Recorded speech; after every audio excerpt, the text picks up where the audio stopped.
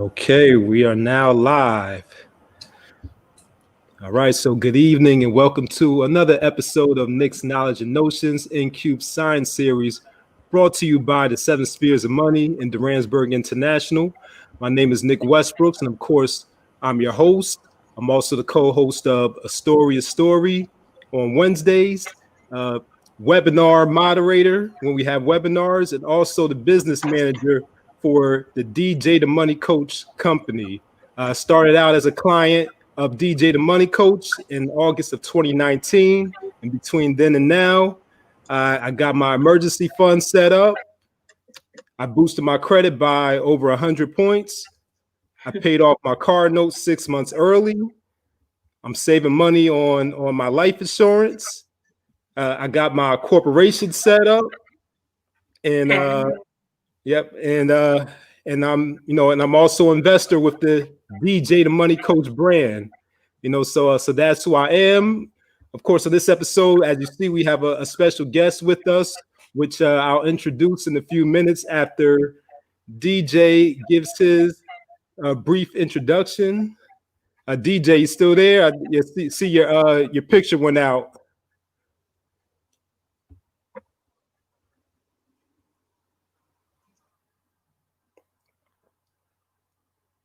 Okay, all right, DJ will be back. So I guess I'll go ahead and introduce the guest, and then DJ will join us in a few minutes. So I'll give a brief overview of tonight's guest, and then I'll allow her to give a more in-depth introduction of herself. So this is a good friend of mine, classmate from college, Howard University. She's as a matter of fact, we were in the, we majored in the same program, same concentration, and all of that. Journalism, concentrating in broadcast news. So this young lady's a very talented and skilled writer. She's a creator. She's doing a little bit of business for herself, which you'll hear about, momentarily. She's not only she's a writer, she's a published writer at that. I should have mentioned that also. She's into the music scene, writing about music, but I'll allow her to give the full details of all of that. So I introduce to you Miss Ishna Hagan, aka Ishna Wakil. So what's going on, Ishna? Hey Nick, how's it going? So I think you covered everything. The gist of it is that I'm a writer and a fellow bison to you. We shared a couple of classes, or had a couple of classes together at Howard. And kept in contact. And like you said, I've been doing some entrepreneurship type work, and we'll get more into that as the show goes on. And we'll talk about my history with writing. My published work started at Howard, actually. Through ABC, like a side company through them. And then I also published a few articles in the Howard University newspaper, which is called The Hilltop. You know that, but just for everyone else. And then from there, I've continued writing. I've worked at a business that builds websites for North American businesses and the US and Canada. I was a copywriter there.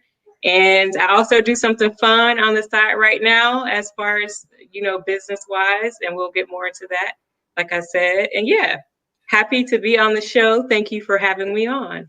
Of course, and thank you for joining us. So I think it'll be good to start with just some reflections on our Howard experience. So it sounds like you're in a career that relates to what you studied in undergrad. It looks like. So I would say, how did the Howard experience prepare you for your career now? Well, first of all, they take care of us because they understand we're kind of, not to toot our horns, but the cream of the crop. So they make sure that we're well taken care of there. And, they just look out as far as obviously internships that a lot of universities have to do, but they make sure we're connected with the right people. I had someone, a Delta, connect me at a news station in Washington, D.C., WSA 9. And I wrote there as well. So yeah, it's just they look out for us in a different way, as far as Black people looking out for other younger Black people coming up. And I think that's what's special about Howard. And you were there beside me with Miss Lewis. And how they make sure that we're sharp and they let us know what to expect when we get out into the workforce. Overall, it was a great experience. And overall, I think that they just do a really good job looking out for the students who are there. Oh, definitely. Yeah. That's for sure. It may, when you're first starting out, you may feel a little intimidated with the big, orientation class, School of Communications orientation class. But once you got into those major classes, the groups got smaller and more intimate, and they really nurtured you and catered to you. It was almost like these professors were our parents away from home, our professional parents. So yeah, right. They surely did look out for us. And of course, Howard is the cream of the crop. This is where all of the major companies, media outlets, news stations, advertising companies, they came to our campus to recruit. So that was another really great advantage, on the professional side of attending Howard. So thinking about in general, what would you say were the highlights of attending Howard in general, outside of the career preparation? Well, first things first, our homecoming is always a highlight. I've invited so many people to come see what I'm talking about, but that's the first thing. Our step show, just the culture during that time, the games, even though, sometimes, we don't win. Everyone's not there to necessarily watch the game. It's just more to be out there in the atmosphere and the environment. Thank you. And so homecoming is obviously a big deal. We get a lot of celebrities, music artists, just different people. We also like Obama, I believe. Haven't he been on campus before? Have you heard that? Thank you. Whether or not Obama, I think Michelle. Anyway, the point is there are celebrities or well-known individuals, prominent individuals who come on campus just randomly. Actually, there was one time I saw Terrence Howard, on the elevator heading up to the A building. So that's special, just to see random celebrities on campus. And just the culture, there's so many different types of Black people from different, like Trinidad, from different countries and different cities and different parts of the U.S. There are different African people there. So it's like all of us bunched there. We get to learn about other cultures outside of our own in the U.S. And so that's to me the highlights of the university, our homecoming culture, and just the Black culture of so many different people who are there. Oh yeah, absolutely. And I just love being in DC. I love DC. It's just so much culture in that city alone. And I was not the one to get caught up in the Howard bubble. I made sure that I went off campus and explored the city. So there was definitely a lot of culture. I was exposed to a lot of new things that I hadn't seen before, prior to coming on campus. So that was a major part of the experience for me as well. Yeah. So I guess let's talk about your writing, your writing career. So you mentioned, you did some writing for WUSA 9, and kind of walk us through, your experience becoming a professional writer.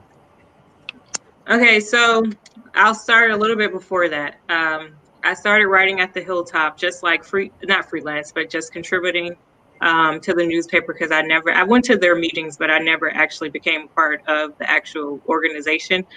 So I would write for them. And then I ended up working with someone through Dr. Kagwa, who kind of had a relationship with ABC News. And I published my first national article in 2010 through an organization called the National Newspaper Publishers Association. And so that kind of like got me on the map, so to say, as far as like getting a lot of credit in classes and just getting my first credible article out there that kind of landed in newspapers and online. And so from there, it just continued, you know, that allowed for me to make a mark. And so I did that. Then I ended up getting an internship. My supervised internship was at, like I said, WSA 9, a news station, a well-known news station in DC. And I was a part of the digital website teams. And yeah, they let me start writing articles and they started publishing them. And I was like, okay, like y'all are letting me basically do the work here for free, of course, because it was an internship. So I did a lot of articles through that organization. That's how you learn to like let that be your only experience where you're working for free. Because like, you know, they gave me credit. My name was on the articles. And it was just like I was working there, but I was receiving credit for Howard. And so, yeah, I moved back to Florida after I graduated, probably a year after I graduated, and I started working at a website building company here called web.com, and I was a copywriter there. And yeah, so I've just been writing. I built websites. Yes. The guys who sponsor professional golf? Yes. Man, that's funny. PGA Tour. The PGA Tour. Yeah, the PGA Tour. Yeah. I didn't interrupt, but I actually had a contract relationship with them. They actually tried to hire me as a director about 6 years ago. Really? Yep. I was there about 3 years ago, 2 or 3 years ago. Yeah. Yeah. So I was one of the people in their department writing the websites for the businesses that come through there. And yeah, we had, speaking of the PGA Tour, some people left web and started working for them. But anyway, long story short, we had a lot of good Christmas parties out there, like on the golf course. Yeah, they like to spend money. They do things first class. They show was wooing me very well. And I almost took the gig with them. Yeah, especially as a director, you guys are taken care of well. And our department is too, copywriters are. So yeah, it was nice working there. I worked there for 3 years. And then I contributed to a book called Daddy, Reflections of Father-Daughter Relationships. So I have a story in that book. And yes, thank you, Nick. Nick came down. I flew to New York over the summer, and he met me out at a dinner and got his book signed and all of that good stuff. But anyway, so that's the book. I have a story. We're talking about our relationships with our fathers and how it affected us as women and things we've learned about ourselves and, you know, how we need to heal or grow within or reaching out to our fathers. And so I stopped working at Web essentially to kind of like take a mental break and as well promote the book. And so we did a book reading in DC, and there was one in Atlanta. We did one here in Florida, Jacksonville, Florida. And again, like the writing just has been kind of my milk and honey. Yeah, and my bread and butter. So that's one thing, but I've recently started making like balloon towers, which are columns, and flowers. And that's been something that's been bringing in some money, and it's also fun. I get to help decorate parties. Right. So well, just using my creativity. Yeah. So let's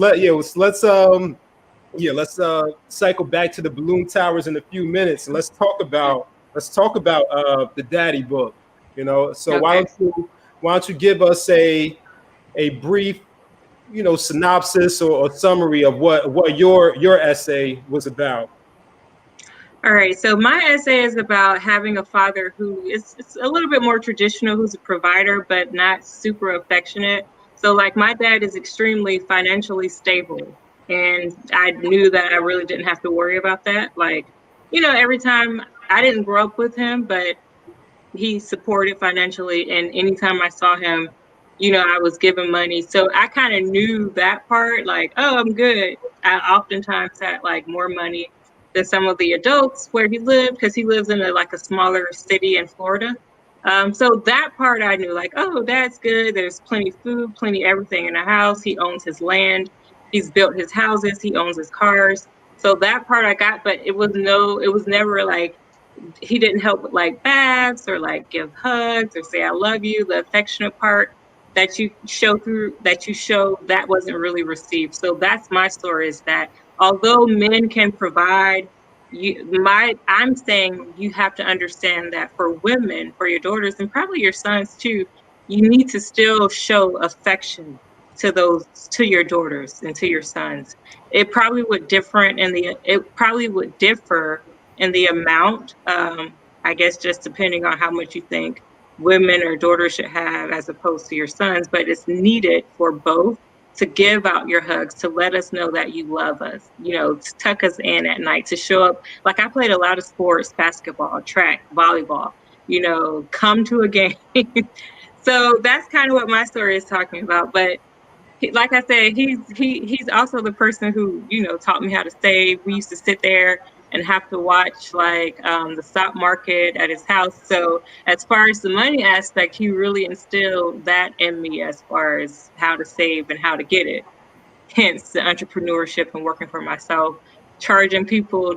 Like he operates as a lender in his city. So like he would talk to me about charging people 10% of what they borrow. So I learned that part of how to survive basically from my dad. And my story is about, but don't forget to love us and show it. Because, traditionally men are taught like the only job you have to do is provide and you're good. But people end up not good if that's the only thing.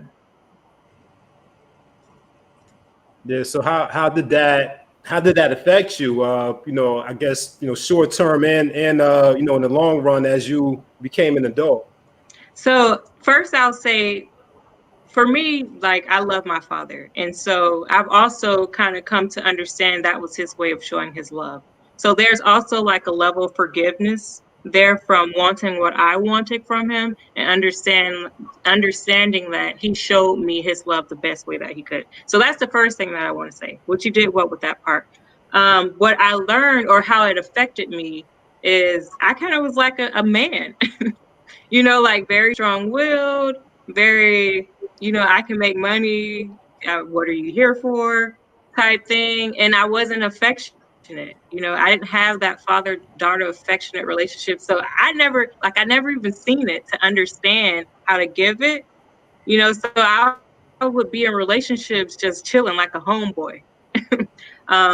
Which is okay because it's like she's cool, it's not a lot of drama. But as far as like marriage, and just long-term relationships, men want to be touched, they want to be loved, they want to be kissed, they want you to show your love through, acts of service, cooking and doing different things. And I just had not seen that, I had not felt it. So like I said, I would be in relationships just real chilled and homeboyish. I survived in them. Like, no one was like, oh, I'm going to stop messing with Ishna. But as I grew as a woman and, I'm getting closer to marriage, I've discussed this with men, and they're like, one guy told me about how one of his buddies is getting ready to get divorced because his wife is not affectionate.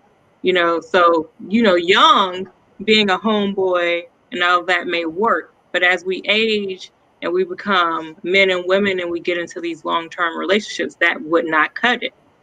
So I had to reflect on, like, I never really was taught it or knew it or had it with my father, the first person I would, naturally have it with.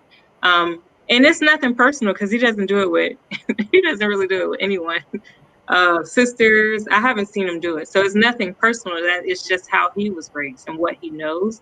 But for me as an adult, I had to take responsibility and start improving with that. And luckily for me, like, I can reach out to exes. Like, I didn't really end on bad terms. So I got to talk to them. And surprisingly, 3, I asked, like, what would be something you would have wanted me to do different in our relationship? And like, they all said in one way or another, like, be more affectionate. So I had to start working on that. Now my thing is choosing the right person to show it to. Yeah, that's Yeah, that's definitely, I can see how that's definitely a challenge, and that's a whole nother conversation, in itself, for sure. So yeah, there you have it. As far as the book, so Ishna's story is just one of those stories in there. How many stories are there altogether in Daddy? Was it about 13. There's about 13 stories in 13, there. yeah, 13 stories. Right. Yeah. So, yep. So it's So Yeah, go ahead. a quick shout out, Kathy Garland. She's the one who came up with the concept, and she reached out she knows us personally. So she reached out to about 13 of us to put the book together and for us each to tell our story about our relationship with our fathers. So she thought of it, she put it together. She's the editor on the book. K.E. Garland is her name that shows on the book. I know her personally. She's also my daughter's godmother. And she's a former English professor for me from high school. So we've kept in contact for many years. And so every woman that she's kind of met over her time of living, and she's heard our stories about our fathers, she reached out to us. And yes, so it's about, like I said, 13 of us who agreed to tell our stories about our dads in the book. And we came together and produced it. Yeah. I'm glad you mentioned that, because I was meaning to ask you how you all made that connection. So Daddy, Reflections of Father-Daughter Relationships, that information is actually in the description right now. So you can get that from Dr. Garland's website, or you can find it on Amazon. And all the links are in the description right now. So just scroll down there, and you can find it there. So yeah, make sure you go and check that out. DJ, do you want to jump in and give any insights or ask any questions before we move on? Oh, absolutely. I mean, first and foremost, again, before I clumsily didn't charge up my laptop, I want to thank you for coming on to the show and being a prominent guest, our first official woman guest, and couldn't be a better topic to talk about. So, with that said, the people in the book, is that a compilation of all different types of women, or is it Afrocentric, or what is the basis of the women that connect you all together other than being women? So it is a compilation of different women. It's essentially whoever she's met over her time and experiencing different women parts of her life and meeting different women. There are white women in the book, but it is largely African American, but there are a few white women who are in the book. But the commonality is our relationship with our fathers. And it's essentially, if you felt that you had a dysfunctional relationship in some aspect or another, she reached out for you to tell your story so that she could, one, let men know that you matter. Like, it's very important to your relationship with your children. Is essentially, it's going to mold another human being. It's so important. And it's so important for you to be conscious of what you're doing and what you're putting in them. Because people aren't told this. Like, most men praise my father. My uncle asked me, why would she be upset? He took care of her. He had money. That was enough. He had money. That's the whole story. He had money. But it's just like, well, if your dad never hugged you, show up to you. He lived in a different city, so it would be hard. But still, it's just like, I don't even know if I'm gonna have my dad walk me down the aisle for marriage. I grew up with boys, my two brothers, and as of right now, I'm gonna have them walk me, because that's who I know. Like, my brothers show that. That's how I made it out. Like, not looking to other men. Like, my brothers were here. They hug me. They say, I love you. They have my back. They protect me. So I had an advantage because I grew up with boys. But your father can do that as well. And essentially, he leads. So that's the thing. That's what we're here for. It's just to say that, like, you matter. We wrote the book to let you know, please listen to your daughters. We mean, like, don't be confrontational all the time. Just take a second sometimes to listen. Don't be embarrassed. Don't be defensive. Just hear us out. Don't be hurt. We're not trying to hurt you. We're just trying to heal. All of us are trying to heal. So that's what brought us together. And the other part is to let other little girls know that they're not alone. Like, your relationship is not weird. As other women experiencing this, and we're trying to just help people heal and grow just by putting out the information and being transparent.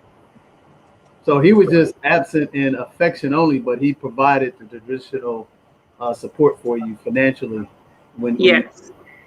So could that be a generational thing, or could that be like the 5 love languages? Like you said, you found out that his love language is servitude, and I think one of the things is we have to be taught these things of how to communicate with one another, especially when there's generational gaps of when you're brought up. So your father is what age group is your dad in, if you don't mind me He's asking? in the 60s, late 60s, approaching, Okay. 70. So yes, that's what I said. I know, I understand, like, I don't have a grudge against my father. I'm happy, that I know how to survive as a woman relying on myself. So I thank him for that. Like I said, the good is, I did, like, we had to sit there and watch. I hated it.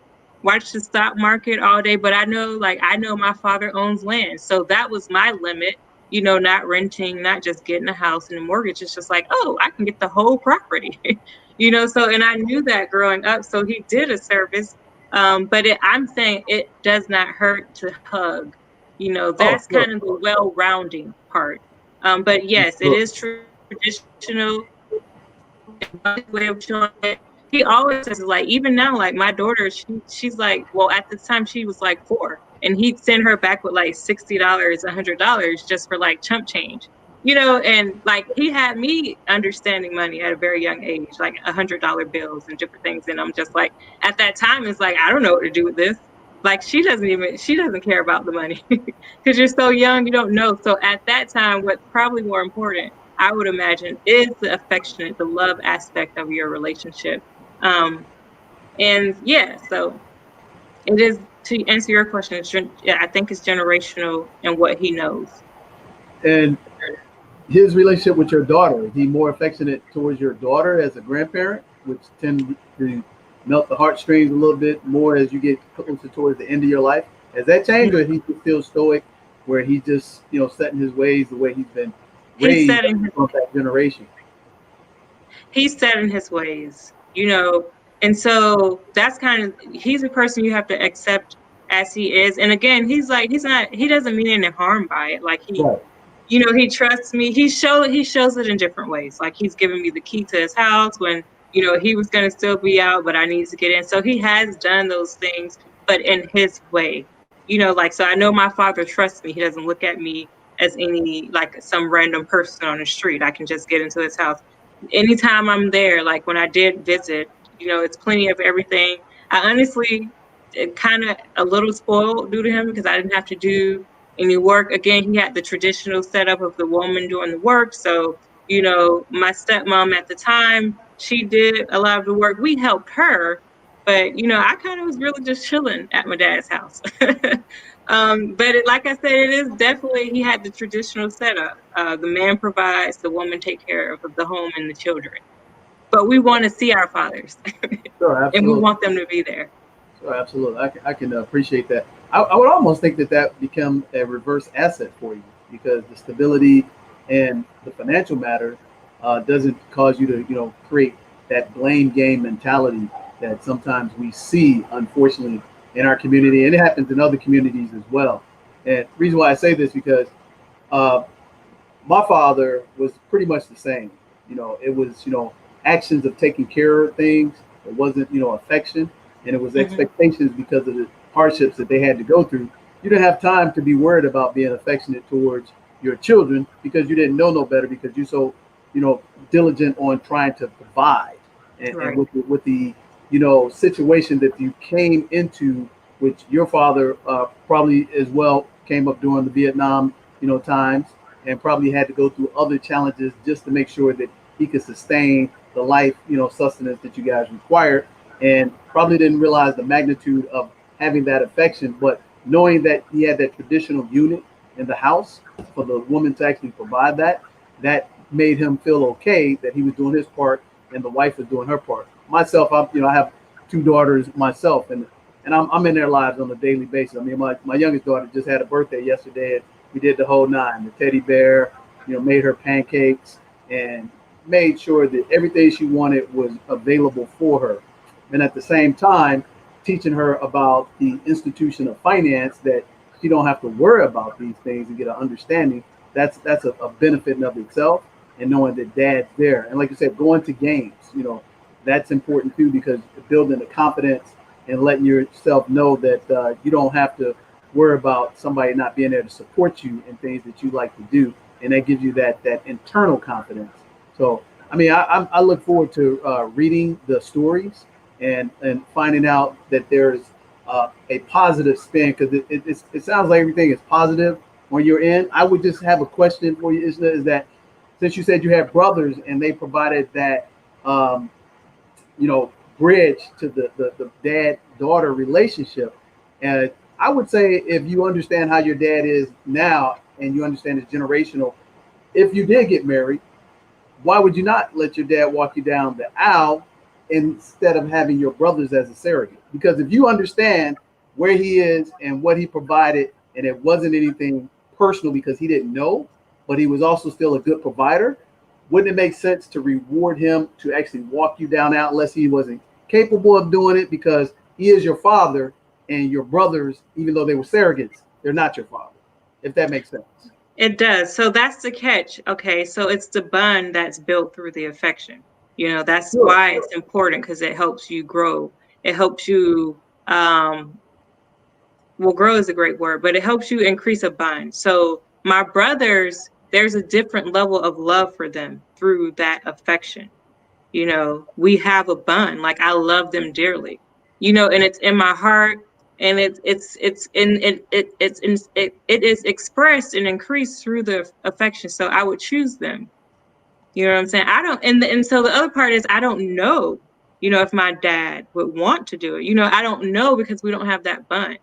Right. And so a part of me would be worried about his response. Whereas with my brothers, I know what the guaranteed answer is going to be. So it's also a safer way to go, where I know they're going to have my back, because that's just been our relationship through what they've shown me. So it's just a catch, because I wouldn't. Let me interject here, because the things that you are expressing are, like you said, comfort, security, but does it give you the maximum growth that you can become as a person? And think about it, multi-generational for your daughter. Okay, so you're still guarding yourself that you don't want to get rejected, that your dad may say no, but your dad may be having the same feelings that you have, that he doesn't want to get rejected either. So neither one of you are making that stretch, and you stand in your comfort zone. So guess what's going to happen? The paradigm, and pathologically, your daughter is going to incorporate that same experience in her life. So what happened for me, and this is personal experience, because I've been raised through multiple divorces that my mom went through. And so what I come to experience is that anytime my mother had a bad relationship, just by default, she would blame me as the male. And I would have nothing to do with that. My sister, conversely, with our father, my sister didn't get that connection like you were talking about, and then that bended between us. But once I realized that that was a pathology that could have been broken, I immediately made it my purpose to provide that for my children, to be there all the time, more than needed, so that they would never have that feeling of ineptitude. And also so that I could change the whole, perspective on my generation and my legacy. So as your child is seeing this, that you understand where your dad is and he understands where you are, you're both adults now, even if you do have that closer bond to your brothers, the other thought process is that they're seeing that, oh, okay, this person still can be replaced. And especially now in the society we live in, because we don't live in a traditional society. And I don't say that that's correct, but everybody is PC. I'm not in the PC business, but I am in the legacy business of providing fully capable, productive, and powerful, Black people on this planet. So one thing I tell my children, I said, every day when I get up, I said, we're winners, we're leaders, and we shepherds. And I said, guess what? Who loves you more on this planet than your dad and your mom? Nobody. So don't you ever forget that. So if there is a crack or a fizzle in between our relationship, remember, my objective is be the best I can be for you, so that you can have the best in your life.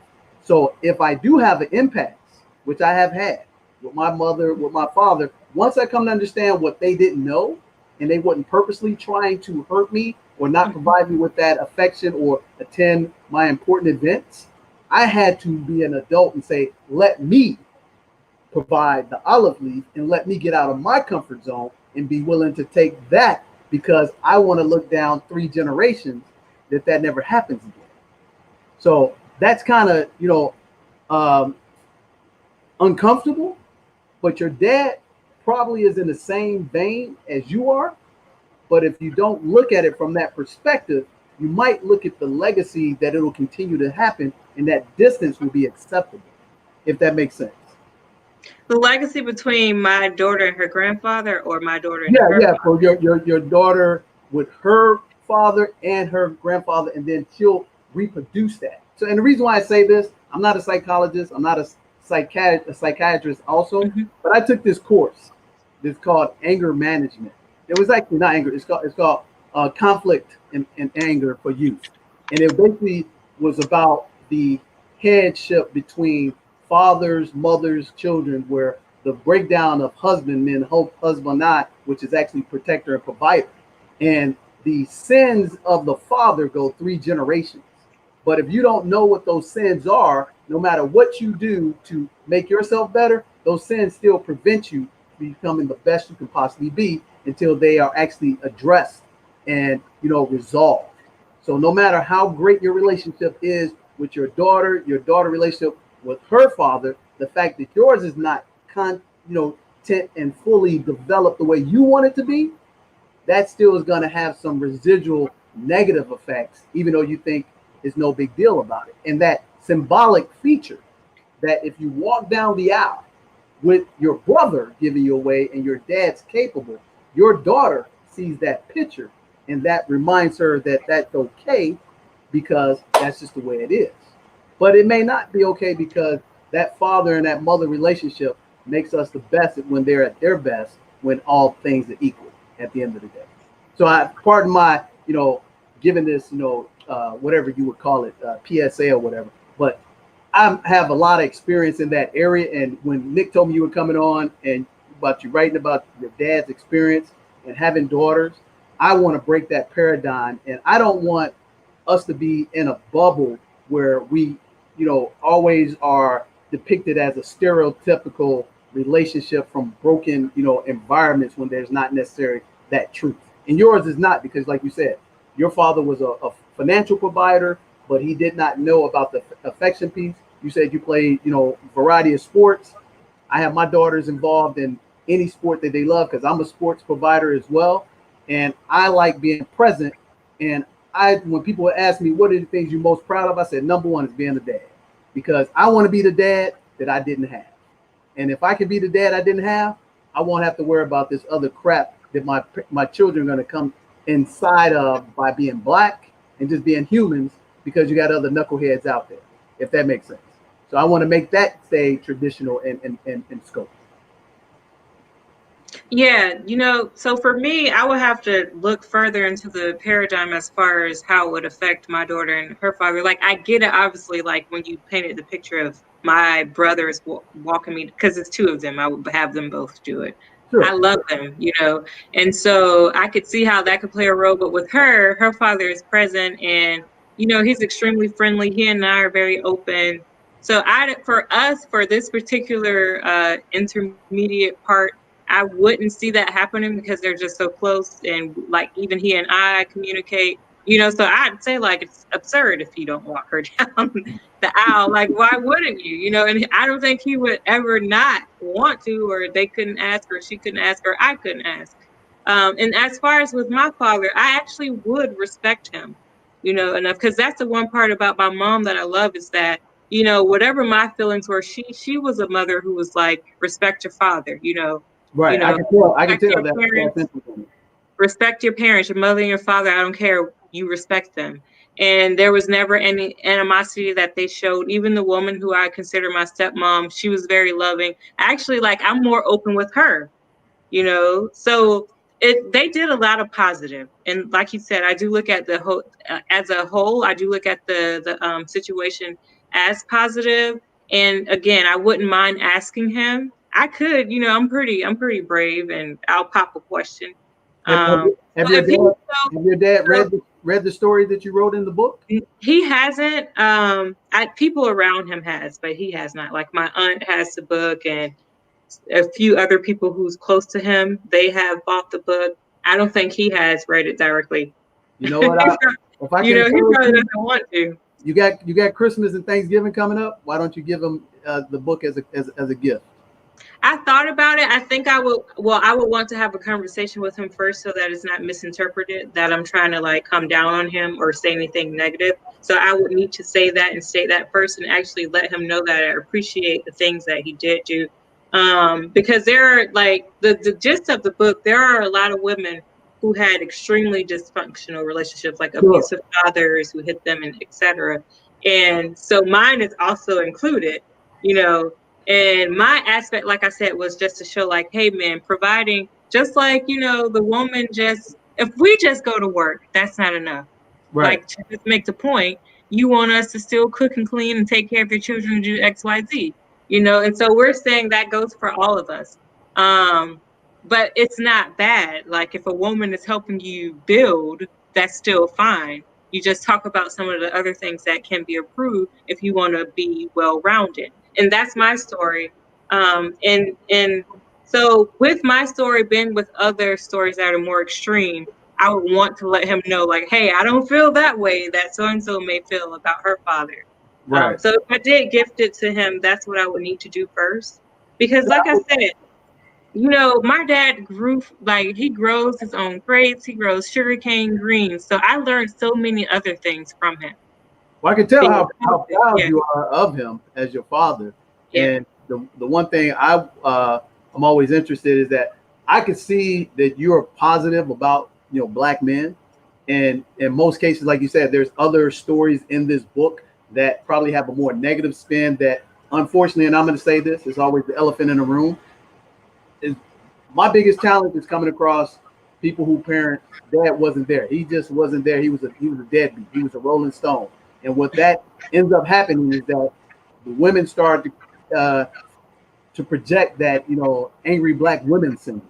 And that becomes the mantra of us fighting against each other. But it's just not them being angry. They just not had what they were entitled to have that father-daughter relationship. But you rarely see somebody that actually has perspective like you have. It's just that you understood what it was, and your dad wasn't abdicating his role. He just didn't know something that he should have also provided that was even more important, the affection. Right. And that was more important than money. And it's so funny, conversely, from the mother to the son relationship, when my mom went through her 3 divorces, I remember one time we were in a 1-bedroom apartment, my mother and my sister, rat-infested, roach-infested apartment, had been living like the Cosbys like 3 years prior. And I remember I told my mother, I said, you know what, versus you marrying another man, I'd rather see you be happy with yourself than providing us financial sustenance.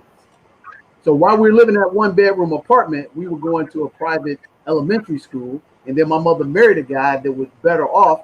And that relationship lasted for a couple of years, and it went right back into the same cycle. So even though the money was there, the parenting and the affection that we needed was absent for a while, and it couldn't be replaced. So I'd say, hey, I'd rather for you have your own dreams, live in this 1-bedroom apartment versus being a 3-bedroom gated community, you know, rolling down the, you know, street, living in this large lifestyle, riding in boats and all this stuff on the lakefront. I'd rather see my mother happy. And a lot of times we don't give our kids back then the ability to express their true feelings. Fortunately, nowadays, here's the advantage of not living in a traditional society, is that information is abundant, that we can have a, you know, pure, open, honest relationship with a child that's very smart, very precocious, and their curiosity is better fed instead of being, you know, dimmed out. So for me, it's the same thing. You know, children, girls and boys, they need that same affection from their moms and their dads, because that's the way God engineered us, no matter who you think God is. So, and not to come out of that as an angry person, bitter all the time, I think that's where that stereotype that people in the other side of society get away with making excuses from abusing, us as a people who don't know better. And that's another, conversation of itself. But I think, again, I applaud you, and man, that's amazing in of itself. But I would encourage you, have a quick conversation with your dad and give him the book as a gift, because I remember my dream that I was pursuing that my mom never was, interested in. My mother wanted me to be a doctor or a diplomat. And when I chose not to, she would not come to my speaking events. She would not come to my financial events. And it used to hurt me deeply. But I never told her, because I was like, you know what? I'm not going to show signs of weakness. But eventually it came to pass that we had to have that conversation. And she was like, oh, you just wasted the investment that I put into you. But she didn't acknowledge that I was still successful. But at the same time, she acknowledged how great of a dad I am.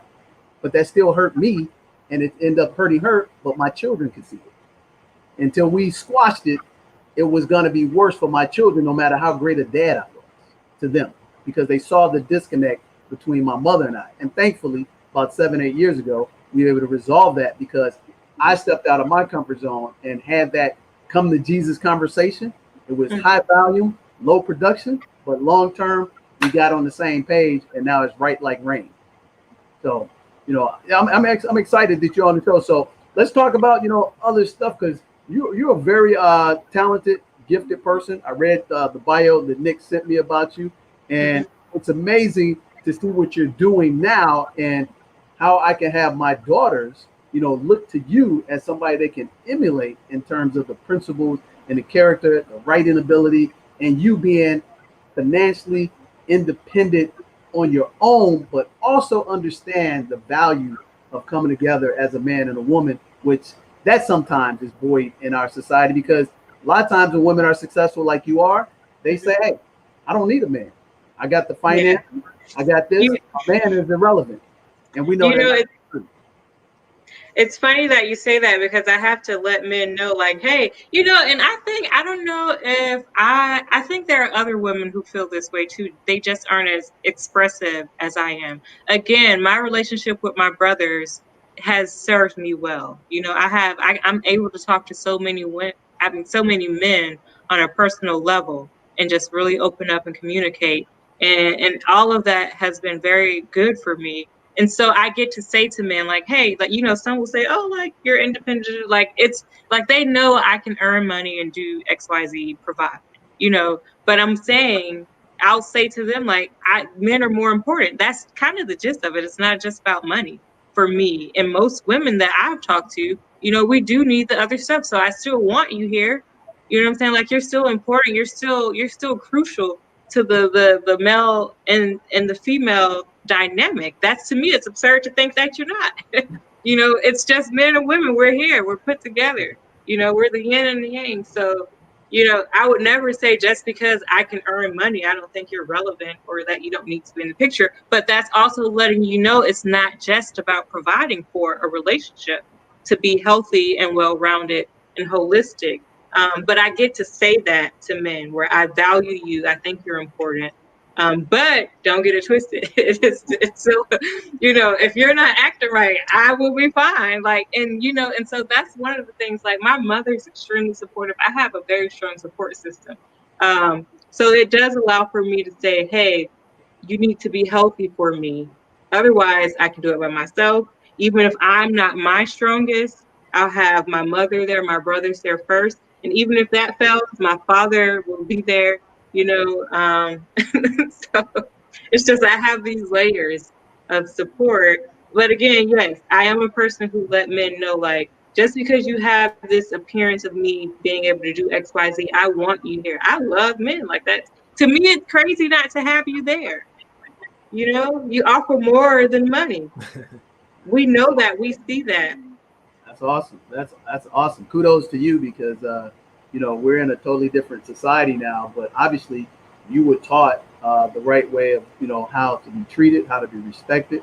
And conversely, you were taught the value for the opposite sex. And that we need more of. We need to see more of that in our community. And we need to get away from this bashing of each gender, which is, prevalent in society right now. I mean, just look at, what's going on with this, election. You got, sisters bashing brothers, brothers bashing sisters because they didn't pick one of the two different races, and they're all equal. You're on the topic. You're kind of like, you're getting in some stuff that I've talked to several people about. So it's a lot, I think, that goes on with that. I'm going to try to kind of keep it simple. But essentially what I'm saying, the women that I've talked to feel the same way. Like, we don't want to wear the pants. They're just not, I'm very, very expressive. I'm very honest. I need to tell you how I feel. And I've had relationships where men allow me to do that. And we can communicate and we can get through it. They hear me out. There's a respect aspect there. So it works in my favor. Everyone's not that good with communicating. Everyone's not that good with being patient or being calm with their communication. I'm not always the best. Sometimes it is. We can talk about this tomorrow because it's absolutely right. We're not going to see eye to eye right now.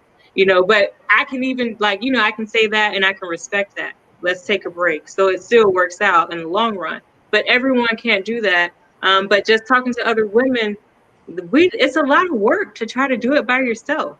I just don't think they know how to say it to you guys, so that's one aspect. And then, like, I've talked to men, like Black men, like as far as the race and like the Kamala Harris with the white husband. And I'm like, you guys will tell me who you've slept with, who you've married. I've had like friends from high school whose wives are white reach out to me about, so I'm like, well, I'm cool with it. I would never be the pot calling the kettle black because I like whoever I like, so I would never come for you. But I understand it because I'm like, when you're always comparing us, I was like, that's hurtful. Right. That's the part I don't know if people understand, is that I'm like, the reason why some Black women are so angry is because when you're comparing us, we're always the lesser. Right. And that's so hurtful. And I was like, well, if you stop doing that, we'll stop being so mad about everything, And for me, the reason why I'm not angry is because I'm respected by Black men, So it's for the ones who they don't matter. Well, I have so many more healthy relationships, but that's my experience and that's my luck, so to say, if that makes sense. Like, I've been lucky to have my brothers to start out with, to have Black men in healthy relationships, people who treat me well, people who say I love my sisters. So I've never felt less than, but a lot of the time that's really just what it is. They're just so hurt by feeling like, you're too loud, you're too this, whatever the comparison is in their place below, and we also feel like we're loyal. So it's like, where has loyalty gotten you? And then when you do step over with the white man, now it's a crime, and this is my issue that I've had with the Kamala Harris thing, because I've talked to Black men about this, like sat down. It's like, what is your issue? Like athletes and stuff that I know, it's like, you have literally told me about the several stories that these Black men have, the experiences they've had with white women who they end up marrying. And I'm like, you don't check your brothers. You didn't check him. You let that slide. Why are you so hateful? You may not like it. You may keep your mouth shut, but it's been a lot of hate expressed about Kamala Harris and her relationship with her husband. And I'm like, well, why did you not have that same energy with your teammate or your best buddy? Like, you don't say anything. So now we are like, that's been my question, like, just to them, just to be, just to play the devil's advocate. Like, why don't you say the same things to them? And now this one woman, speaking of her, we're going to support her because she's Howard alumni. So we don't care anyway. Like, Black women are just like, whatever, you say whatever you want to say. Like, we have her back. But at the same time, I supported Obama the same way. You know what I'm saying? Like, I was like, I have this Black man's back. I don't care what his policies are, to tell you the truth. He's Black and I want to see it happen. And I'm like, why can't y'all have that same energy? That's well said. I mean, the point about the comparative negative, we got to do away with that across the board, and we'll be better off just from that. And then just the fact that we have a relationship family-wise where it really is important, where we actually support each other, step by step, and you can eliminate all the rest of that other foolishness. So what I'd like to better ask you is, teach us, and tell us how to become, an amazing writer, amazing author, amazing communicator. And if somebody's watching this, just like your daughter, just like my daughters, and they want to follow the same pathway that you're on successfully, what are the things that they need to do to get on that right pathway, and who do they need to be connected with, and from there, if you can take it from there, I would be interested to know, because I think that's something that we need to share more with our younger people and generation to come. Yeah, the first thing is keep writing. Anything you want to perfect, keep doing it. Practice makes perfect, or close enough to it. So keep writing if you want to be a writer, and eventually you'll grow. You'll meet enough people that you need to meet who direct you in the right direction. You'll meet editors, you'll meet other writers, you'll learn from them. So you'll start collecting these people who are doing the same things that you're doing, and you'll learn and grow from those experiences. So keep writing is the first thing. What have I done? Study, always look up words, make sure you're pronouncing correctly, take your time. I'm extremely thought out and extremely prudent, so take your time with your thoughts and say what you need to say. Like, don't be afraid to just say it. That's kind of a lot of it. Like, even when you're writing, say what you need to say, get it all out, and then go back and get it together as far as like get your grammar correct, your syntax, and correct anything else that you need to correct, and organize and structure. But first, say what you need to say genuinely. Have mentors. Like I mentioned, the woman who brought the book together, Kay Garland, she's an English professor. She was my English professor. She was my AP English professor for my senior year in high school. Right. So I've had her to reach out to. I've also seen her, publishing her own books first. So that's inspirational to have that kind of circle, to know this woman is doing this. I got to see how she did it. I got to have conversations with her. So as far as a mentorship position, she kind of was there for that. Granted, we have a different relationship. Like, we also have like a friendship and a sister type relationship. But prior to that, the correction, this is how this should be said. And again, like, college has helped.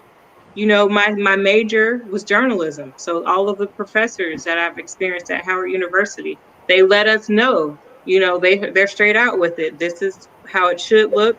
This is wrong. Like, Peggy, you would have red marks, all over your papers, all over your little news stories that you were doing for your news report. And they, correction, be able to accept correction as well. Don't feel bad. No one's perfect. Take it in and grow from it. You have to have an attitude where you can learn and grow. Well, how did you know that, and when did you realize that you wanted to be a writer? I remember my sophomore year in high school, when I had this teacher that everybody hated to get. Her name was Mrs. Ponticello, and she was just an English, what was that Nazi that they used to say on Friends, the truth Nazi. And you got in her class, and like you said, she would red mark all your stuff. I get in that class, and I'm like, man, I'm already a straight A student, and I'm just like, man, all of a sudden, whatever the assignment was the first semester, she marks up everything on my paper. I'm like, man, I got to transfer out of this lady class because she's going to ruin my GPA. But at the end of the day, I realized that she was showing me more love because she was really concerned about me being better. Instead of me quitting, I stayed the course because my mother was like, you're going to stay your butt in this class. And for that, I became a better writer. I became a better speaker in conjunction with me taking Latin. But at first, I thought, and I'll be honest with you, I thought, here's a white lady. She's teaching me in a private school, and she's coming down on me, and she's trying to make me look bad. But in essence, she was saying, look, you got talent, and you need to put more work in and stop getting by on your talent and learn how to become a writer and command the English language from reading, writing, and speaking. But that wasn't what I was feeling at first.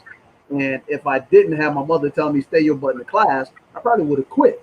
And I wouldn't know how to receive that information as a positive versus the negative it first came at me. So how do we get our young, kids and students to embrace constructive criticism without with a negative?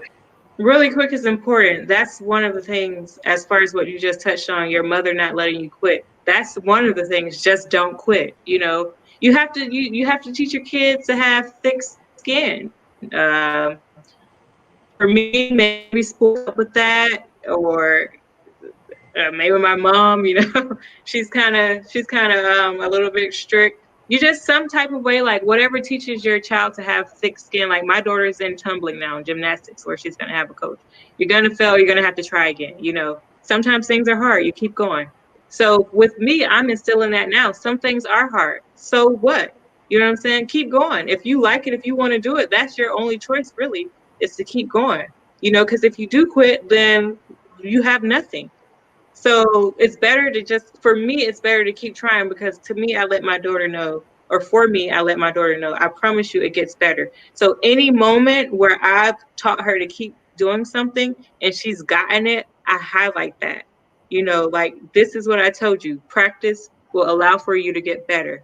And when she does that, I let her know, remember when I said, if you keep at this, you'll get it? Well, you got it, you know, so it's letting you know this proves to be true. So that's the first part, is helping, like just finding ways to help your child or any student develop thick skin. For me, mine was with innate. You know, like I don't care about people's opinions in the sense of like I'm gonna let it hurt me. Like criticism, just like sure, whatever. But I'm able to still learn from it. Like it doesn't hit my heart, which I probably can thank my father for that, not being so emotional, and my brothers, to be honest. Well, see, that was a gift. So it doesn't hit my heart, but I'm still able to read. Like, you need to put a period at the end of the sentence. You know what I'm saying? So I don't get stuck and lost in the constructive criticism. But yeah, just I guess keep going. And to help kids, for me, it was innate. For other kids, just make them do it and let them just highlight when they are getting it right. So how did you know when you could make a living out of being a writer? And you were talking about your balloon towers, because it almost seems like, you know, people go to school to become English majors. It's almost like a joke now, because like, what can you accomplish as an English major? But the reality is you can be an editor, a publisher. You can, you know, do a lot of things in the digital world, because writing is almost like a lost art, and it can be monetized in a variety of different ways. But how did you figure out how to sustain yourself and fully be engaged in your craft and make a decent living that you could be happy with? When did you that manifestation in your mind? Because I'm smart. I'm just kidding. But so this is how I kind of like got into writing. So first of all, just I guess circling back and answering this question, my 10th grade, my sophomore year English teacher, he let us express a lot of things. Like, he's the first teacher who kind of just let us do whatever we want. But obviously, like, you know, on rubric and whatever the school system was requiring your teacher to have you do. But it was just like freestyling. So that was the first thing that kind of drew me to writing. Like, ooh, I get to write this and say this and fill this and put it on paper. So I have to give him credit. His name is Mr. Parker. And then I was really good in math. Like, my strong suit was numbers starting out. And I guess I went towards whatever teacher I liked that year. Like, really had a good relationship with, which is important. Get better teachers is another answer to, like, how do we kind of get people inclined to doing a specific thing, make the teachers better so the kids are more interested and they go back in that direction. So yeah, so 10th grade, I had a really good English teacher who let us be free. My favorite word became transcendentalism. I was like, oh, I'm a transcendentalist, you know, I'm very transparent. So I was just like in love with like writing and poems and stuff at that time, but due to him exposing me to that. And then I had a really good, like, she was extremely strict because I had AP and honors classes. So our teachers were, you know, a little bit higher caliber and a little more strict and caring, unfortunately, to tell the truth.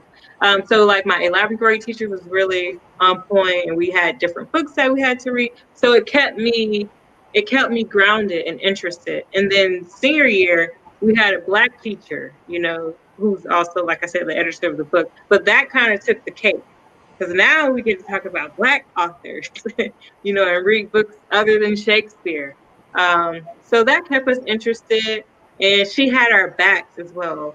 Similar to like how I mentioned at Howard, they look out for us. There's a different, from my experiences, Black women, Black men, just the good ones, I'll say, if that makes any sense, like who really care about us. They have really looked out and like catered to and gave us a chance. And so it'll be times like off topic a little bit, like where we may have gotten in trouble in school, where you normally wouldn't. But because they don't know you're an AP, they're just putting you off and putting you as a stereotype, they'll try to get you in trouble like other teachers. But there has been times where this particular teacher, Kay Garland, literally covered us and had our back. So that's the other thing. We have personal relationships Right. with our teachers. So yeah, so have them interested in school.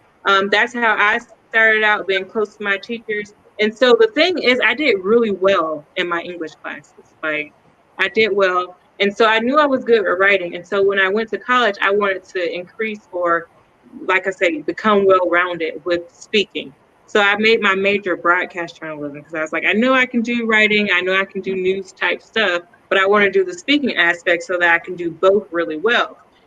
So I did that, went through Howard as a broadcast journalist major.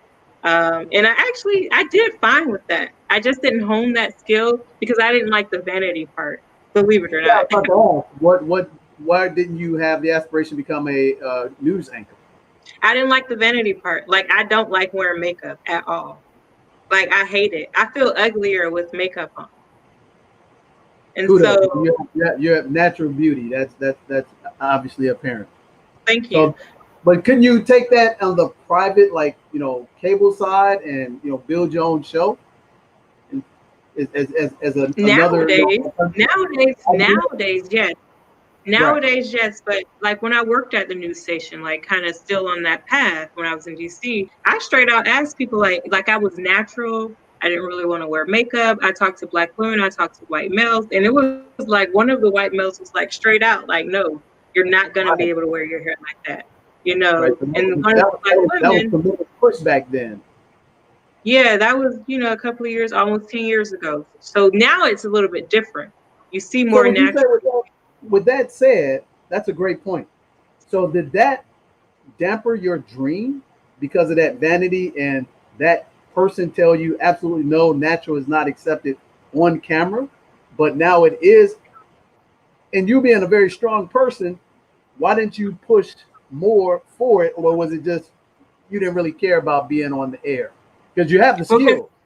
I know what I am going to do and what I'm not going to do. So that's kind of what it boiled down to me, because I did it, for Peggy Lewis's class, for what were they called, Nick? Like the reports that we had to do, the reels. Was it news reels? The packages. Oh, the packages, yeah. So I did it. I wore the makeup, and like the experience was bad for me, like I said. And it could have been like I just didn't know what I was doing, Mm-hmm. But I bought the best makeup, I did tutorials, and I just still always felt uglier with the makeup on. My skin is clear, as you can see. So to me, like, it's just something I wasn't brought up on it, and that steered me away. I was just like, I know I'm not gonna change in this way. Like, I'm certain I don't care to change. You're not gonna tell me how I'm gonna wear my hair. Granted, with that, I would have been a little more lenient. Like the Black woman who I talked to, she wore a wig. I'm fine with braiding my hair down, but just like everything added together, I ended up writing, and once that took off, like I said, I was very young writing, and I had national published articles. I was working at a news station. They was like, hey, we really like you. And they started letting me pull stories from their news wire. And then once they started letting me publish under the news station, I was just like, well, I'll do this, And so that became my resume. What I had, like I said, experience and a history, and that's what I kind of started applying for jobs for, and then I got the job at Web, and it kind of went from there. And so by now, after so many years of writing and the experience, I've kind of perfected it a little bit more each year. So what is the expertise that you're known for specifically right now? Because you talked about balloon towers. Are you going to start writing manuscripts? Authoring another book? What is in your wheelhouse that makes you excited about every day getting up and going out, attacking this world? Oh, that's completely different. So what I'm known for is writing. Like I just recently, I wrote the back cover of an author's book, who's transitioning to become an author. Anyway, I wrote his about the author. So I'm known for that. And like I said, web pages. I still write web copy for people who are independent and they're building their websites on their own.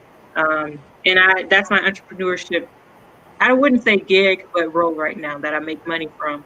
And so the balloon towers, I started doing that years ago. My daughter had her first birthday party. I created these flowers out of balloons. And so since the holidays are here, I picked that back up. So like, why not?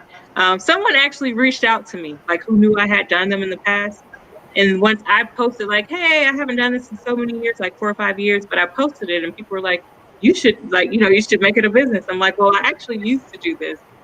Once people started responding really well to it from my friend reaching out to me for her party, I picked it back up just because I can do it, and I enjoy it. I like having people feel good about their parties. And then I also obviously make the money. So that's what I'm doing. That's kind of like a side thing, the balloon thing. The writing is the main thing. But what I'm really, really focused on, which I don't share, so this is an exclusive, guys, is that I'm going back to school very soon. Yeah, I don't tell people because, even though I'm going to get it done, I just don't like sharing everything with everyone. But sure, right now I'm preparing to go back to grad school to be a mental health counselor. So that's really where my heart is. Because like I said, I have so many healthy relationships with men, and I've learned that you don't get to talk, and I'm surprised. I'm so surprised because I'm like, well, what have men been talking to each other about? And it's really basic surface level things. Like I know extremely personal things about people, and it's a lot of men, or like I used to work in the school system.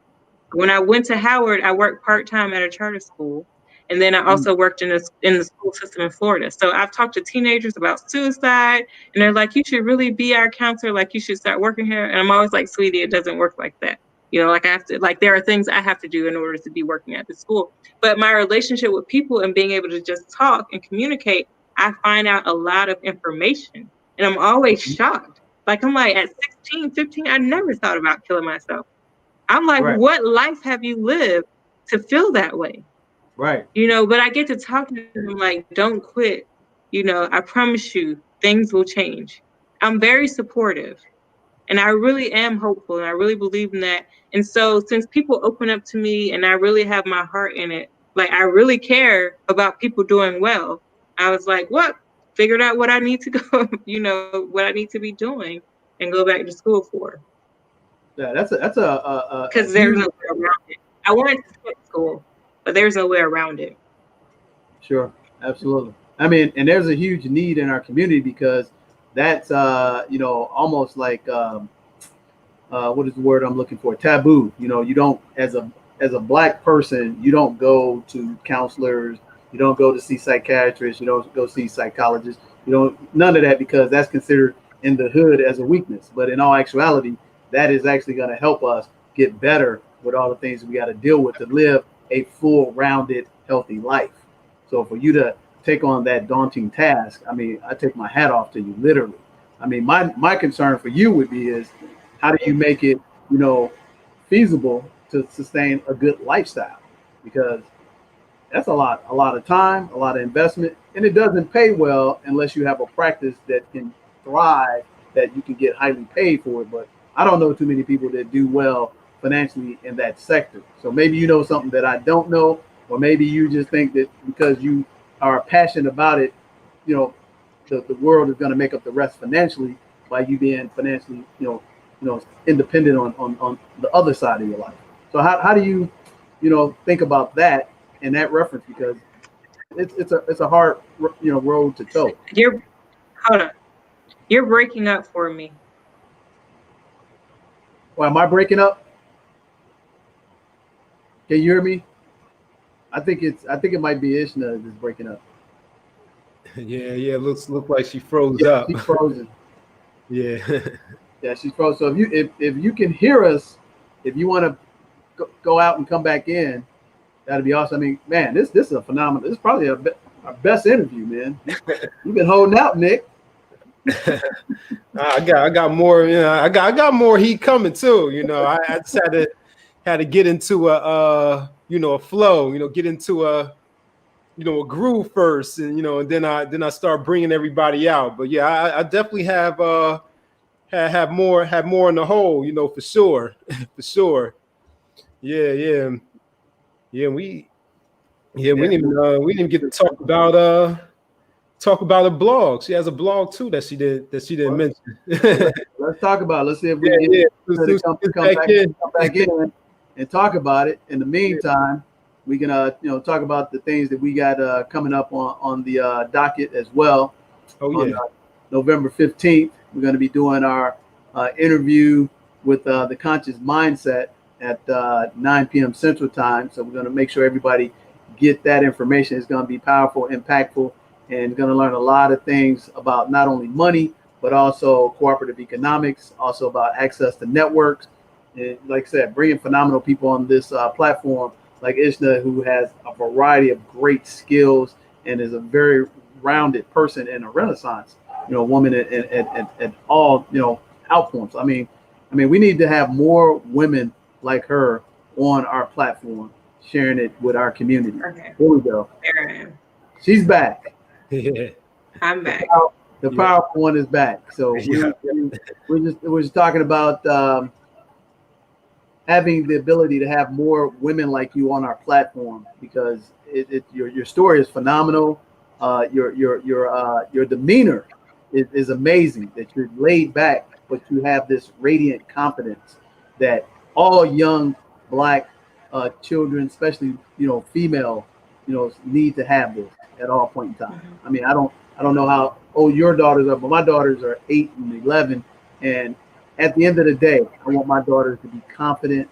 I want them to be bold, told, and unsold, to speak their piece, but have humility at the same time, and never ever think that anybody's better than them at the end of the day. And I could see that radiant from you. So if we can distill some of that down to the rest of our community, I think that'd be the best gift that we could do. Thank you for that. Oh, no doubt. Thank you again. So I had one other question that just popped in my mind in reference to the health and going back into the community and becoming a counselor like you were talking about. What can we do as a society to encourage and help young men to be more present in the lives of their children? Since that seems to be something that we're missing the boat on, and since you kind of figured it out, what are your thoughts about that? My answer is tell the truth and talk to them, like be honest, like say how you feel, and talk to them with patience, kindness, and understanding. That is what's worked for me. When I talk to men, it's never in a judgmental tone. I'm never like, you're wrong, you're right. I'm just saying, this is what I thought about XYZ. This is how I felt. What do you think? Kind of bring them in and let them be included and be kind about it. Actually be understanding, because not your point necessarily, but to men's point, y'all are dealing with a lot, So you also have to think about how you're walking into the situation and know, like, hey, this is just another beautiful person that you're dealing with. You got to be patient. And if you can't, then don't do it. You know what I'm saying? If you just can't be that way, then just don't do it at that time. Man, that's powerful. That's powerful. How do we navigate that in today's world of social media? Everybody stay off of it. That's so hard. Stay off of it. We have my age group. I probably look younger than I am, but my age group have an advantage because we were around where it wasn't there. So I know how to handle getting off of it. I wasn't brought up into it, so I know how to take the breaks. I know when enough is enough, and I'm also a little bit more in tune with how I feel and what energies are penetrating me that I need to get out of me. But mental health clinics, that's why I'm going back to school. Stop believing everything that you see. Stop comparing. That's killing everybody. It's a saying, comparison is the thief of joy. Stop looking at other people and keeping up with the Joneses. Just be you, do you, and focus on what you need to get done. That's so many people are in competition. And like I said, some of my stuff is hard because I know that a lot of my stuff is innate. I I genuinely and honestly, most of the time, do not care what someone else is doing, which is sometimes good and bad. Like sometimes I've been criticized for that because I'm not paying attention to like what someone else is doing. And if they want your attention or they want your consideration, that's not always good either. But for me, it's a little bit innate. Like I just need to do what I need to do and care about what I need to care about. Sure. And right now, that's me and my daughter. So that's a great point. So with your daughter, how are you nurturing her, and how are you limiting her exposure to social media? And before you answer that, Ishna, I would tell you, for me personally, well, my daughter's 11 and 8. They don't have cell phones.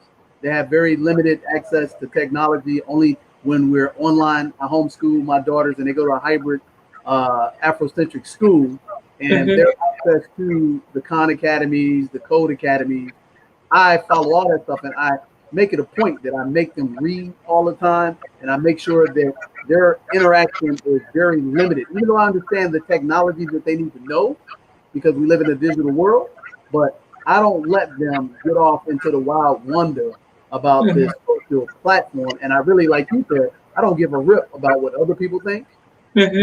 I know the negative is more powerful than the positive on this platform at a very young mind. So how do you go about that navigation with your daughter?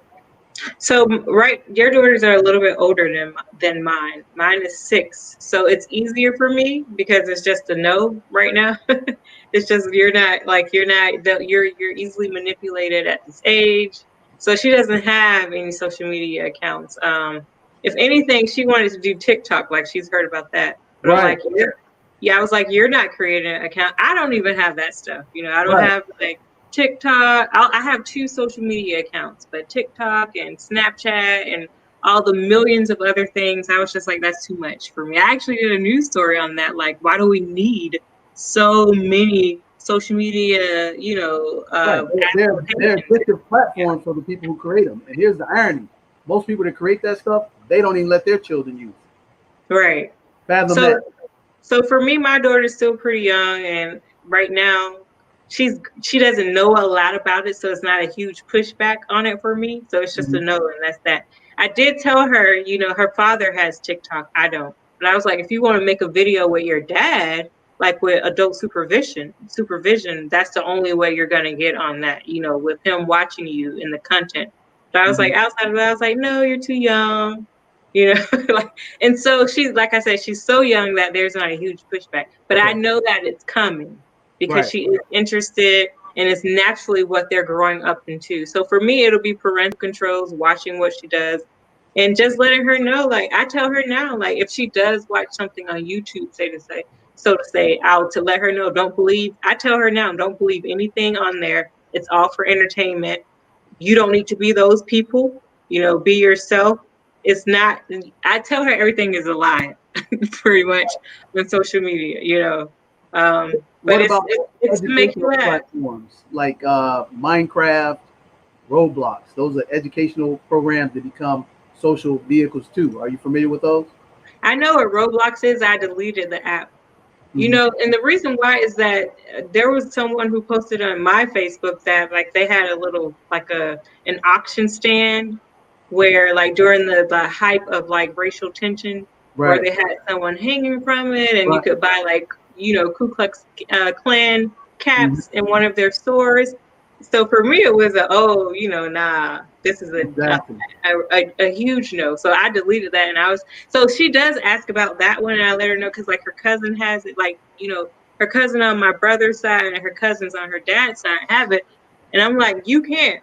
In that case, I'm just like, they can do what they do, but you can't have that. Like, you're not doing it. She has asked me, why can I have Roblox and so have it, like one of her cousins. I'm like, well, that's what her mom and dad, you know, lets her do, but you can't do that because it's not good for you. Right. I tell her they're tricking you.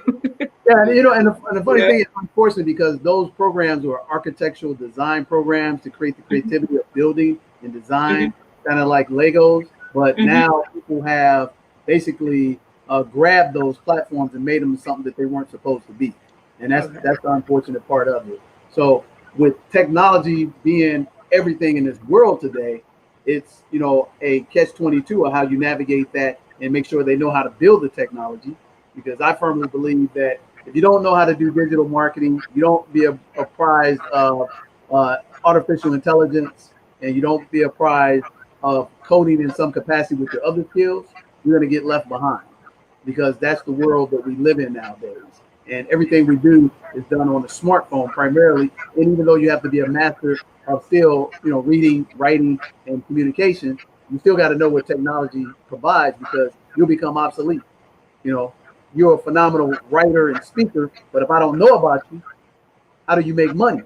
With that said, how do we get in touch with you and get access to all the services that you provide that we can share with our audience, and make sure that everybody knows where to get in contact with you and actually to patronize, your phenomenal skills and your gifts that you're providing for us here on this planet? Well, thank you for the plug. So I'm on 2 social media apps, and one is Facebook, because I started so early with that, and it's Ishna Wakil, Ishna, Ishna, Wakil, Y''Keal, and Instagram is the other, and it's the same thing as Ishna Wakil, except for it's Ishna, again, how I just spelled it, _ Wakil, without the apostrophe. And that's it for me. You can always reach out to anyone that I know, as far as Nick, even you now. And yeah, find me on Facebook or Instagram to get the conversation started. And I usually, transfer that to email, and I'll provide my email address, and we can start talking from there. Man, that's phenomenal. Oh yeah. Yeah, and all that information it's in the description right now as we speak, And I even included the link to your blog. Have you been doing anything with the music? Yeah, so that's the other part, like creative lately? writing. I write music reviews because, once again, I'm very analytical and I can feel music. So I started that. It's 3 years now, 3 years ago. And yeah, the website for that is Just One Thing website.wordpress.com.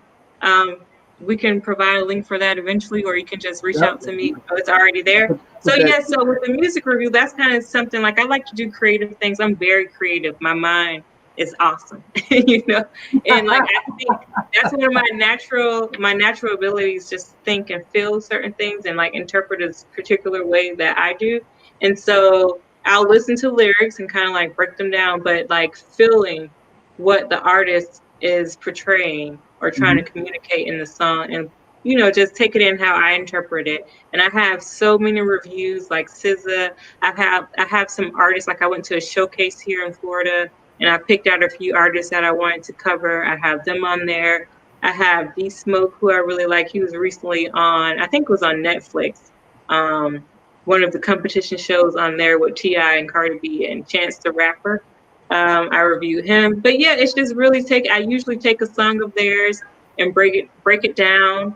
And yeah, and so that's been something, like, for people who reach out to me, that's also been a service for music artists. Like, if they want me to kind of give my spin on it and take my time to tell them what I think based on how I feel, that's also a service that I've provided, and they're on there in a different section of the website. But check it out. You'll see all the different sections. I have an about the author section. I have a about the artist. I have a review the artist section, and then I have the homepage with the people who I highlight. And it's really nice. Like, it's really good work. It's really thought out. And of course, I have the journalism background, so it's kind of structured, and it has details and actual research that's provided for the readers in case they are interested, for real in the artist and want to go look up their work. I usually provide the song in a video link, or the video, embedded on the page with the review. So it's informational if you're a music head. But yeah, that's one of the things that I do for fun. And I love music. And yeah, I put it out, what I'm thinking, and break it down for people. Man, that's awesome. I have one last question. What is the origin of Ishna, and what does it mean? All right. Ishna comes from Krishna, and so that is a Hindu god. Yep. And so the story for me is my doctor who helped my mom deliver me. Her name is Krishna. And so my mom loved her so much, like the way she was treated during her delivery, that she named me after my doctor, except for she took the KR off her name and left the Ishna. So that's the story. My mom she's just as creative. And like my brothers have, like one of my brothers is Jakeem, another is Corellis. So she just gave us all these very unique and different names. That is awesome. Yeah. That's fire. Yeah, that's a cool story right there. I kept thinking, I was like, man, I've never heard of this name before. And I'm the only person to have it. I know it had to be a story behind it and what an origin. Man, that's so Krishna is where you can start. It's a Hindu god. Yep. Know about that. Oh, yeah, me too. Yep.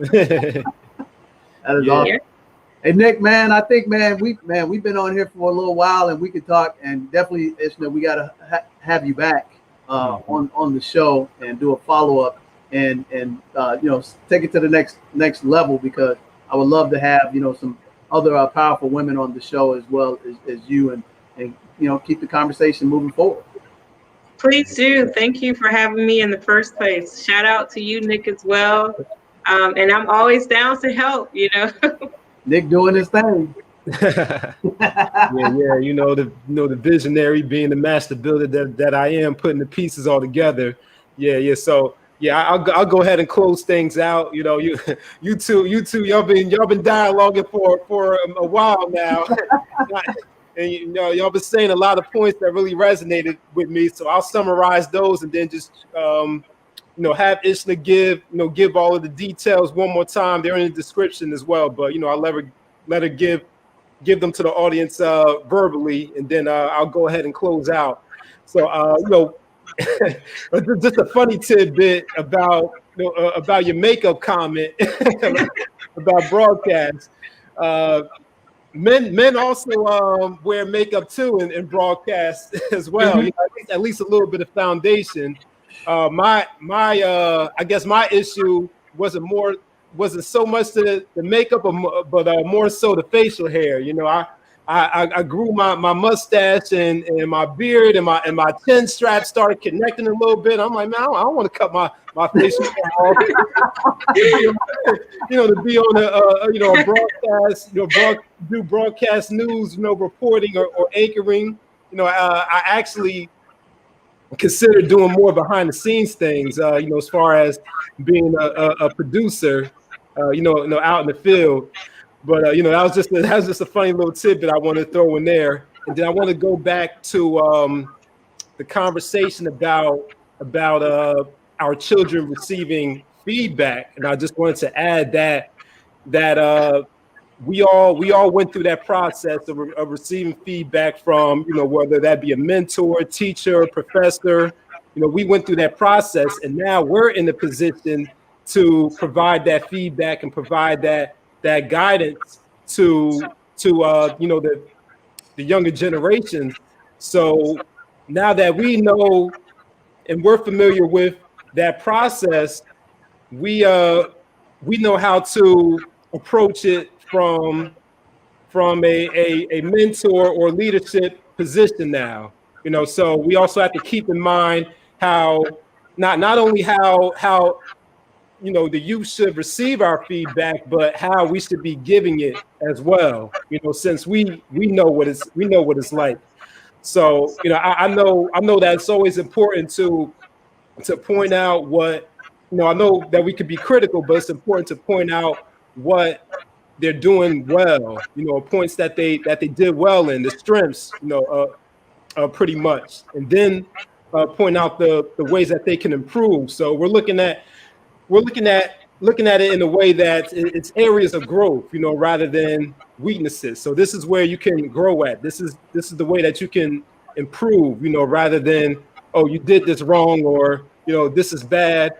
This is what you did. This is how you can make it better. And I think that children can pick up on the tone and how the feedback is delivered. So that was just something else I would add to that conversation.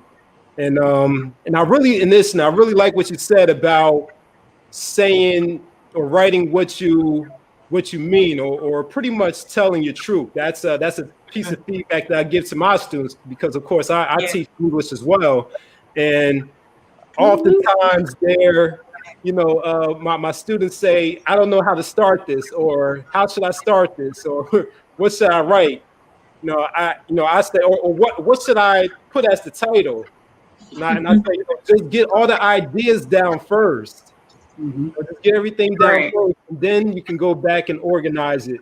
As a matter of fact, you might get a better idea of what the title of your piece might be after you wrote it out.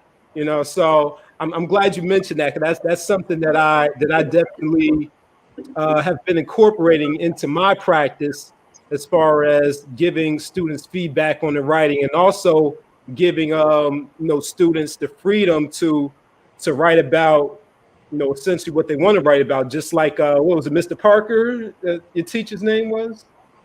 Mr. Parker. Yes. Yeah, Mr. Parker. So just like Mr. Parker, I try to do the same thing in giving students the freedom to write what they want to write about. Even if it doesn't necessarily fit into the curriculum, I say, hey, write it, send it to me. We'll find a way to fit it in. I've had students ask me about writing. I had one student ask me if there's a major for creative writing, and if there's careers in creative writing. So I think it's definitely important to have children embrace that creativity and that expression, and put that out into the world, So that was just what I wanted to add in during the dialogue there. So Ishna, one more time, give all your contact information, how they can get in touch with you, and all the services that you offer, and then I'll go ahead and close it out. Okay, so my social handles are Ishna Wakil, and for Instagram it's Ishna_Wakil. Okay, and then of course the blog is just one thing website.wordpress.com. I think I said that right. Yeah, and all of that correctly. Yep, all that's in the link, and then your writing services. So you offer writing for websites, and what else do you offer in your writing services? So websites, pretty much websites about the authors, about your business, articles, profile stories. If you I wrote a news article about a person who was on a board of education, and she wanted to share her opinion with the community that she was in. So feature stories, different things. I don't like to do super hard news, but I can if that's something that you're looking for. But yeah, whatever writing. And of course, if you're an artist and you want a music review, hit me up. Nick just gave the website for that. I think that's everything. Yeah. Yep. And so reach me at social media. And then, like I said, I'll usually give you my email address so we can kind of communicate that way. And if there's a phone call that's necessary, then I'll provide that information as well. I tend not to, share my number just randomly. So yeah, we need to communicate so I can gauge your seriousness. Right. Yeah, there you go. So that's all the writing services. That's where you can find the blog. You can follow her on social media. And of course, you can get the book in which she contributed to, Daddy, Reflections of Father. Where can we get the book that again? Yeah. So Daddy, you can find that on kegarland.com, kegarland.com, as well as Amazon, Barnes & Noble, and other, bookstores like those two that I just listed. But the main place that you can go is kegarland.com. Okay. Yep. And that link is in the description as well. So just scroll down there and you'll see it in there. So thank you, Ishna, for coming on. Appreciate your time and all of the, just for you being open and telling your story. And yeah, we look forward to continuing the conversation. So with that being said, we wish you a pom-pom lifestyle that is plenty of money, peace of mind. Thank you. I'll take it. I received that. More. Wait, there's more. We wish you that also. We wish you that, but we also wish and want you to come join us on the Beaches of the World Club too. Absolutely. What is that? Is that another podcast? No, that's actually our mantra. Yeah, Okay. and that's lifestyle. The actual beaches. I need to come to Florida. Come to Florida and come up and implement that mantra. And yeah, Vero Beach is one of my favorite spots. And Stewart, I know you know those areas. So you know, okay, so you come here as well. Yep, absolutely. Absolutely. Oh, And I welcome you. I welcome you to the and yeah, we were just in where did I go, Nick? You were in Destin. Destin. Oh, you were in Destin, Florida? Okay. Yep, was there too. So Florida is one of my spots. Okay. Yep. Yeah. I gotta get back there. I haven't been there in a while myself. So yeah, I definitely accept your invitation, and I'll be coming to Florida. There we go. We go. Yep. So thank you for tuning in, and we'll see you on the next broadcast. Thank you, guys. Peace. Thank you.